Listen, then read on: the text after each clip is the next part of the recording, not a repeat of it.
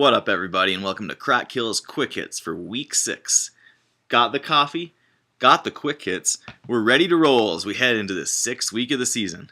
Let's look at the 5 things to watch for. Quick hit number 1. Another trade. Future Cop, who else, was active in the trade market again, acquiring Shady McCoy in exchange for Latavius Murray. The Cops also gave up another draft pick and are now without their first, second, and third round picks in 2017, along with a third round pick gone in 2018.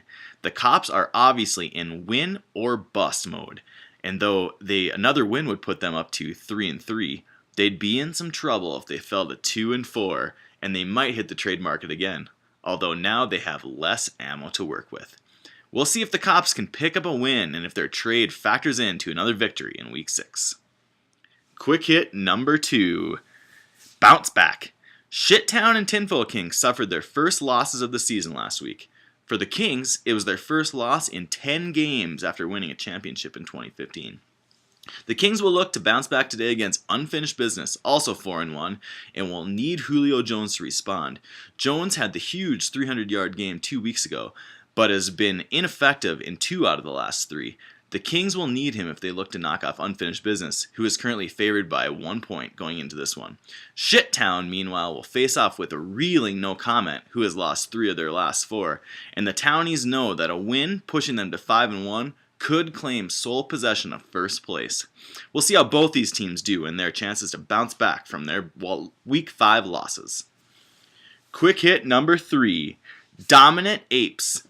The Apes have won 2 in a row, knocking off the Tinfoil Kings last week, and are looking to reestablish themselves as the dominant team they were in the early part of the decade.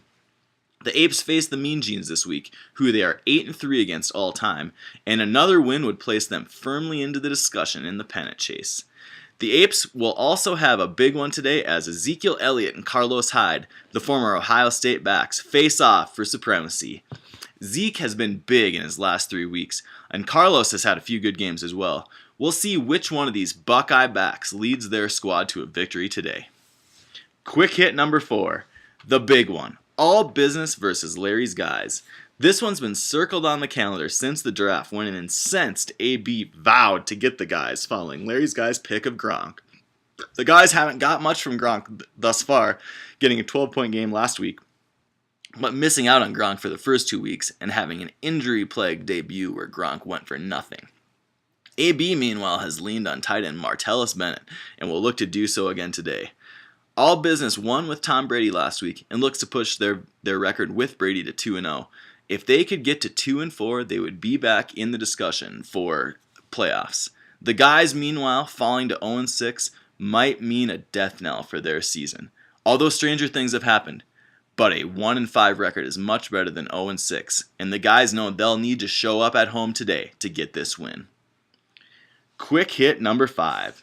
Surprises of 2016.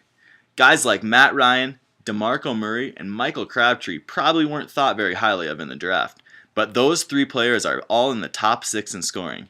Ryan currently sits at 2nd, DeMarco Murray at 3rd, and Michael Crabtree at 6th. Ryan and Murray are both coming off horrible seasons last year, while Crabtree had his usual average season. We'll see if Crabtree keeps this up, if Murray remains the feature back with his team, and if Ryan is able to continue to play turnover-free football. All 3 of these players are huge cogs in the gears that are their squad, and if they can continue to play well, it will mean good things for all 3 of their teams. Finally, players to watch for Week 6. We're going to watch 2 players that were involved in last week's Cops-Gurleys trade. Greg Olson for the Cops, Mark Ingram for the Gurleys. The Gurleys got off to a horrible start in Week 6 on Thursday night, and will need a big performance from Ingram to come back and try to get a win this week. Meanwhile, the Cops roll out Greg Olson again, who is out as a huge mismatch. If Olson can put up the kind of numbers he put up last week's in the Cops win, it could set them up for a big run to the postseason. We'll see which of these players comes out on top, and which one of these teams look like they've come out on top in the trade as Week 6 rolls on. That's it for Crack Kill's Quick Hits for Week 6. Good luck to everyone this week, except Shittown.